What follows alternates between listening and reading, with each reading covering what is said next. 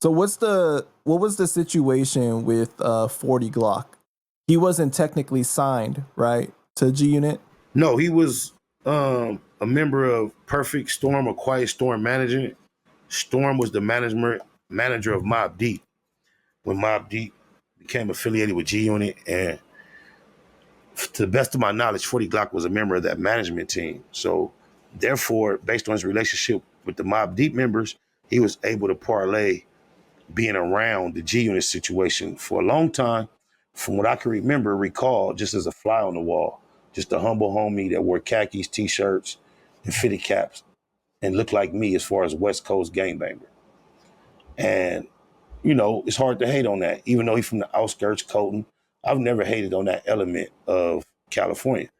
So he just humbly was around, never over represented his affiliation initially.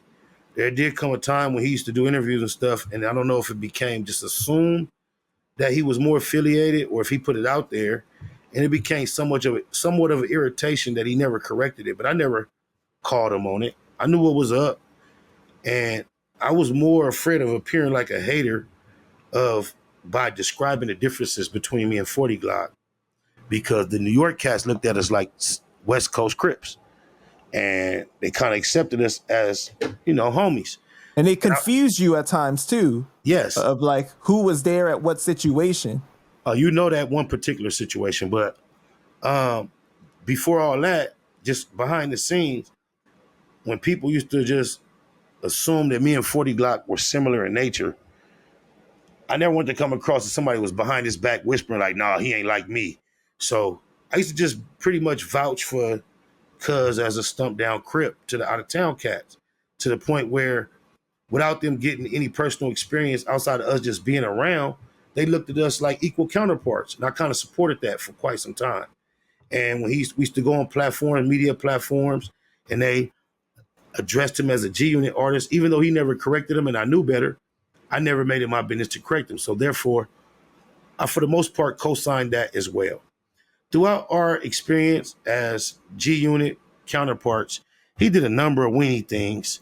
But me, in the mind frame of Chestnut Checkers, I don't just, delete a nigga out of my existence the first weenie move he make. I allow you to develop an amount of weeniness before I categorize you as what type of weenie you are.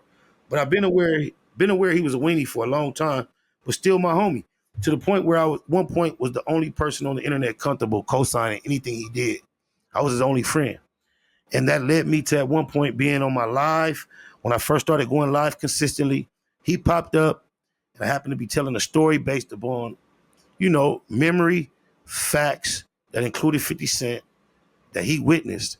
When I put him on the spot on our live with these incidents, he was less than truthful about it. And I challenged him to keep it a Google, and he couldn't do it. And I remember kicking him off my live, and that was like basically the last of our communication. That was Wow. So why did 50 never sign him as a G Unit artist? Has anyone ever signed him as an artist?